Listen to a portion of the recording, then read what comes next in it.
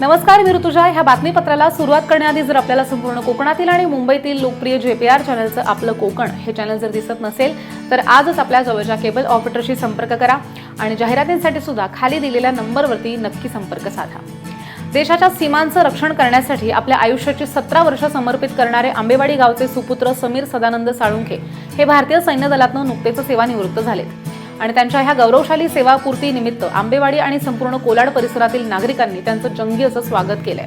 अंबर सावंत मंदिर ते निवासापर्यंत भव्य रॅली समीर शेळक्यांच्या गावामध्ये आगमन होताच भव्य अशा वातावरणात देशप्रेमाचा उत्साह संचारलेला पाहायला मिळाला.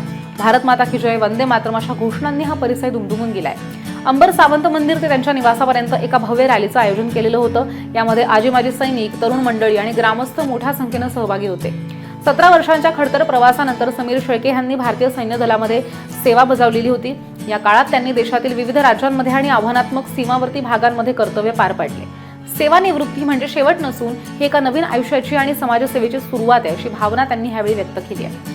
सैनिकांचा सन्मान आणि सत्कार ह्या कार्यक्रमाच्या ठिकाणी सर्व आजी माजी सैनिकांनी समीर साळुंखे यांचं पुष्पगुच्छ देऊन आदरपूर्वक स्वागत केलंय. आपल्या गावचा सुपुत्र देशाचं रक्षण करून सुखरूप घरी परतल्याचा सार्थ अभिमान प्रत्येक आंबेवाडीकरांच्या चेहऱ्यावरती ओसंडून वाहत असताना दिसून आलाय. कुटुंबातील सदस्यांनी त्यांचं औक्षण केले तर ग्रामस्थांनी त्यांच्या पुढील वाटचालीसाठी शुभेच्छाही दिल्या आहेत. या सोहळ्यानं तरुण पिढीला देशसेवेची प्रेरणा दिली आहे. आंबेवाडीच्या शिरपेच्यामध्ये मानाचा तुराही रोवला गेलाय.